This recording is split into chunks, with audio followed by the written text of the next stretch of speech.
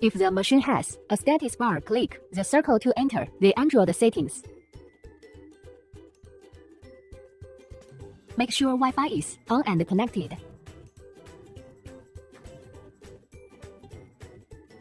Then click the square to clear all caches and go to the Vending app.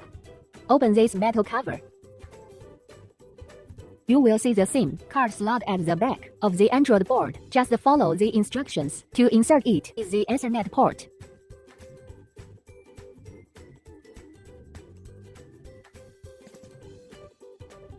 If the router is put outside, you can run the network cable from the bottom of the machine to where the router is located. Or you can choose to put the router inside the machine. Vending machine for sale.